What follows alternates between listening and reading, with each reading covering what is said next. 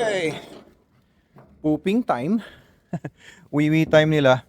May good news naman guys kasi 'di ba kahapon hindi kumakain masyado tong sila Sol.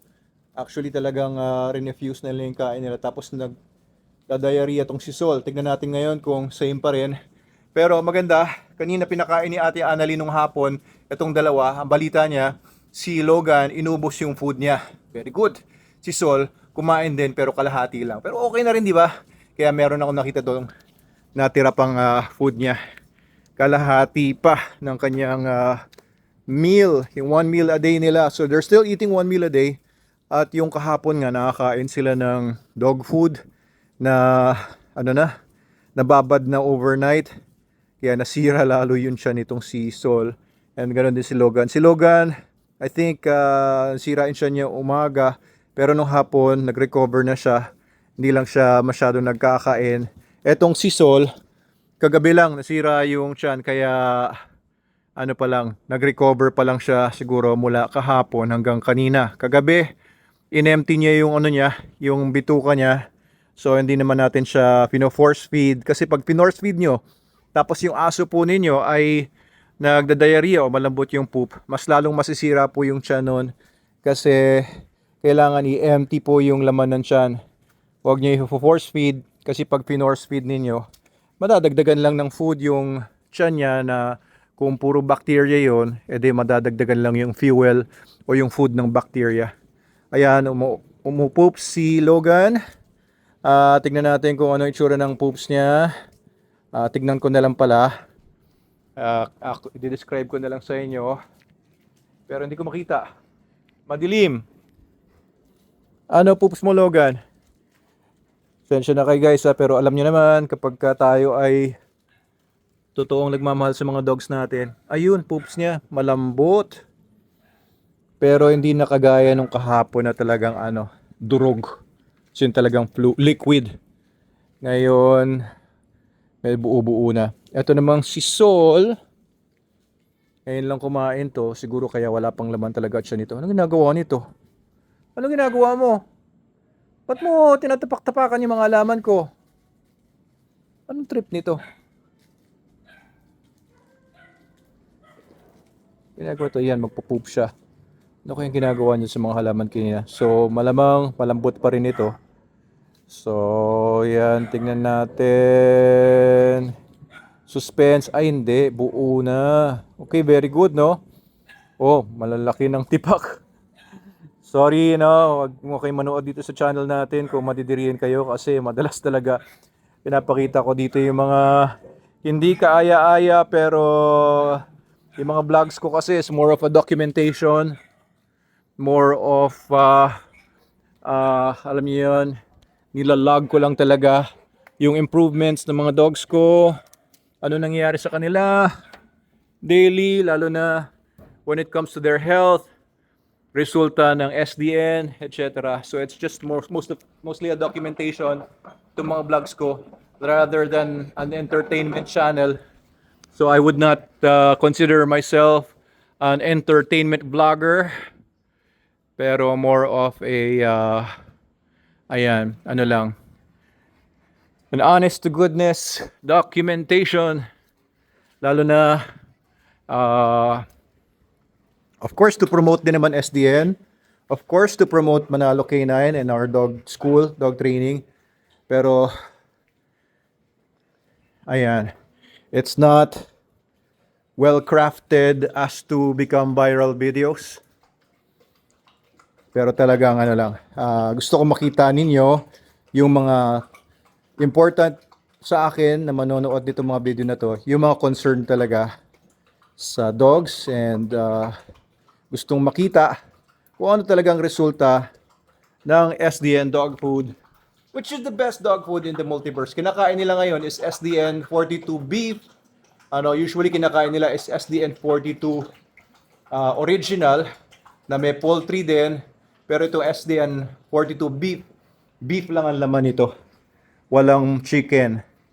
I formulated it for dogs na allergic sa chicken, so beef lang talaga siya. Some dogs are also allergic to beef, so kapag ka gano'n naman, dapat ang kainin naman nila is yung mga novel Noble Animal Meats. Paikot ka ng ikot. Ano ba problema mo? Ay, nako talaga tong si Solo, hindi na nagbagong ugali. Oo, talagang di mapakali. Nakakahilo tuloy panoorin. Lalo na kasi itong cellphone ko. Kapag naka-on yung flash, hindi umuubra yung wide. Ano lang siya, ganito lang yung lens na available sa kanya kapag naka-on yung flash. Pero kapag i-off ko yung flash, pwede ko siyang i-wide ganyan sana, mas hindi nakakahilo. Pero kapag ganito, ayan, pwede ko na siyang i-flash kasi medyo madilim. So siguro inisip niyo, ba't kaya laging sa gabi na lang nagbe-video si Doc, lagi na. Kasi ito po yung oras na free na ako at nakakasama ko na yung mga dogs at napapalabas ko na talaga sila. Kasi during the day nga, nakakulong lang sila. Kasi may labas-pasok ng mga tao dito. Minsan may magde-deliver ng tubig, magde-deliver ng mga Shopee, Lazada, TikTok, mga ganyan-ganyan. Kaya, baka kasi makadisgrasya. Alam niyo naman itong mga dogs ko, hindi sila mababait sa lahat. They are sadyang mga guard dogs sila, kaya meron talagang aggression sila. And I need that sa mga dogs ko. Ayun lang, so update lang po sa kalagayan nila Sol and Logan. The past few days nga napansin ko na meron silang mini hibernation.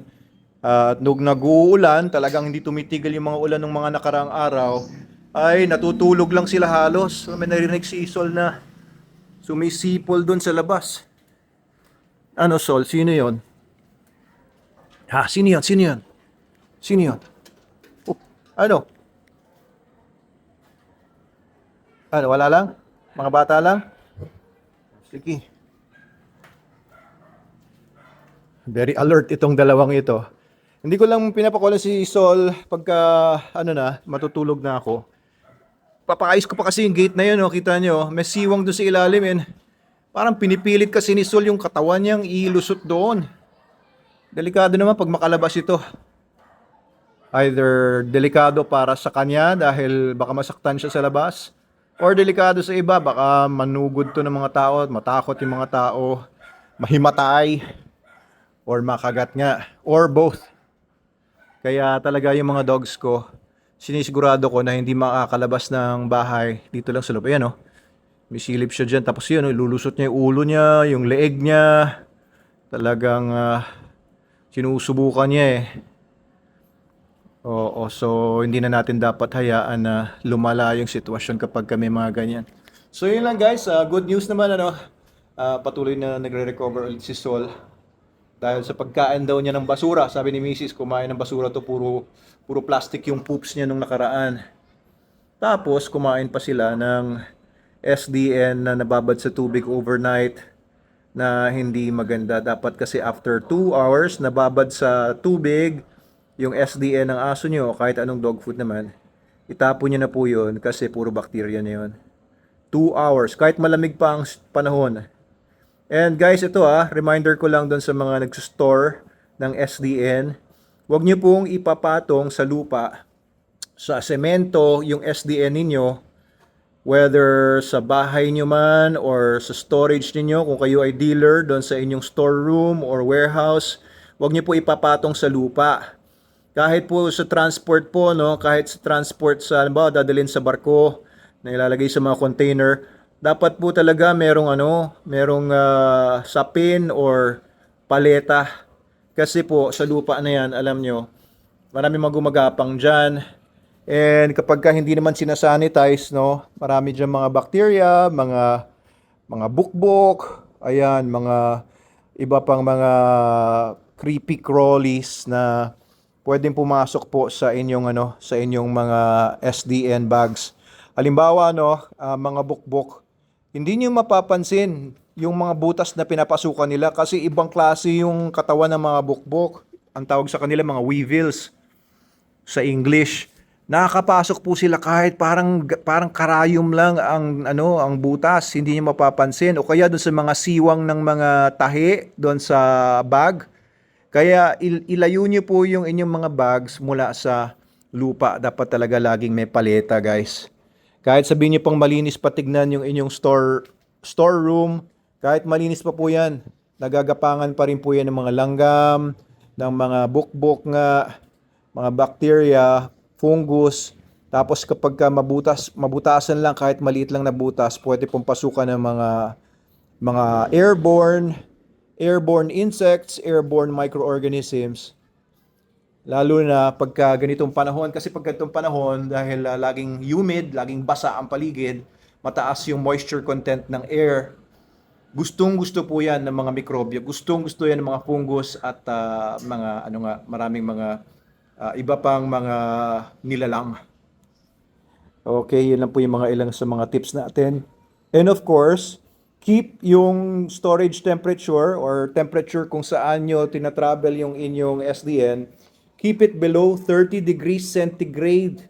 Kasi pag more than 30, mainit na yun.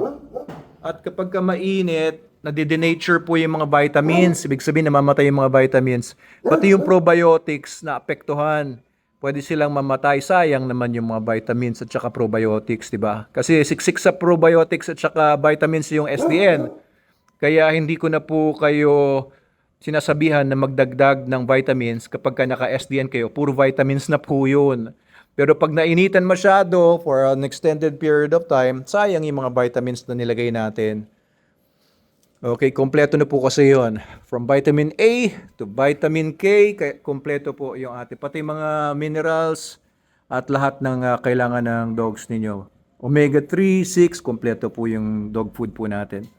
Okay, yun lang po ang mga ilan sa mga tips natin. So, okay naman po si Sol, okay naman si Logan. Tapos na po ang ulan, pero may darating na naman pong bagyo. Keep safe, keep warm everyone. Ayan, si Sol ay okay naman. Medyo pumayat lang siya ng konti, pero babawi naman agad yan. Naka-SDN naman siya. Okay. Yun lang po guys, please.